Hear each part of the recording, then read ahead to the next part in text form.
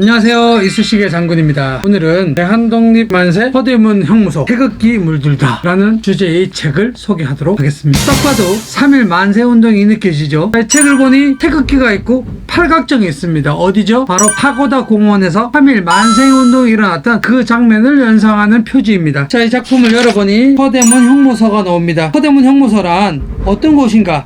지하 고문실 있고 사형장이 있고 지하 감옥이 있는 이곳은 3.1운동에서 붙잡혀간 수많은 우리나라의 애국지사들이 이곳에서 고문을 당하고 돌아가셨던 그 아픔의 현장이었다는 것입니다. 이제 이 책을 열어보면 이야기들이 나옵니다. 이 이야기는 우리가 일본의 나라를 빼앗겼던 그 식민지의 역사, 슬펐던 우리의 역사들이 이곳에 있습니다. 첫 번째 이야기는 을사늑약, 1905년 외유권을 빼앗기고, 그리고 경술국치, 경술련 1910년 우리는 일본의 나라를 빼앗겼던 나라를 뺏기는 과정이 이곳에 있고요. 자, 두 번째 이것은 일본이 우리나라를 빼앗고 10년간 무력으로 통치했던 그 시대를 얘기하는 것입니다. 칼을 차고 아이들을 가르치고 우리나라 사람들을 끌고 가서 고문을 하고 우리나라를 다 뺏어가기 시작했던 시대가 바로 무단 통치입니다. 이때는 태형령이라고 해서 조선 사람들을 끌고 가서 때리는 법을 만들었었고, 토지조사 사업이라는 걸 해서 우리 땅을 다 빼앗아가는 그런 만행을 저질렀던 무단 통치 기간을 얘기하는 것입니다. 두 번째 여기에는 감옥의 문이죠. 자, 이곳에 누가 계신지 보겠습니다. 유관순 열사 계시죠? 유관순 열사는 이 서대문 형무소에서 고문 끝에 돌아가시게 됩니다. 유관순 열사께서 3.1 만세운동을 했었던 그곳의 이야기가 바로 이곳에 있고요. 충청도 병천이라는 곳의 아우네 장터에서 다시 만세운동 하다가 어머니도 아버지도 돌아가시게 되고 이곳 서대문 형무소에 끌려와서 결국은 여기서 생을 마감하게 됐다는 그 이야기가 이곳에 있습니다. 자, 이 3.1운동은 일본 동경에 있는 유학생들이 2.8 독립선언을 하게 되고 우리 민족대표 33인이 모여서 독립선언문을 읽게 되고 드디어 1919년 3월 1일 전 세계를 향하여 외쳤던 그 3.1운동에 대한 이야기가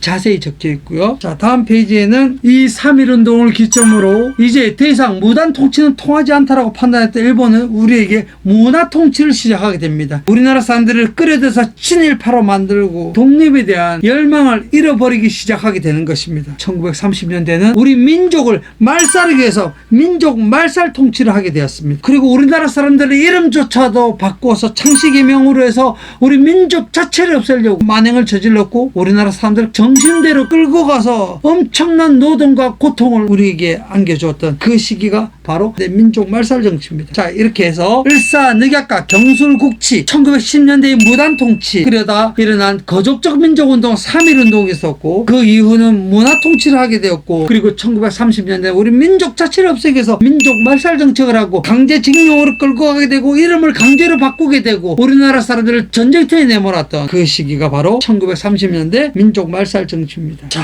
이대로 가만히 있을 수는 없었습니다. 조국을 위하여 폭탄을 가슴에 품고 던졌던 여러분들이 계십니다. 의열단이라는 단체와 한인애국단이라는 단체, 여러 독립운동을 했던 이 단체들을 이곳에 소개하고 있습니다. 이 책은 일본이 우리를 어떻게 식민 통치를 하면서 우리 것을 빼앗아갔다라는 이야기와 우리가 독립을 위하여 어떤 몸부림을 쳤다라는 이야기가 이곳에 적혀 있습니다. 뒷면에는 당시 시대상을 연표로 이렇게 그려놓았으니까 우리가 연대별로 우리가 알 수 있습니다. 이 책의 이름은 대한독립만세 서대문 형무소 태극기로 물들다 였습니다. 감사합니다.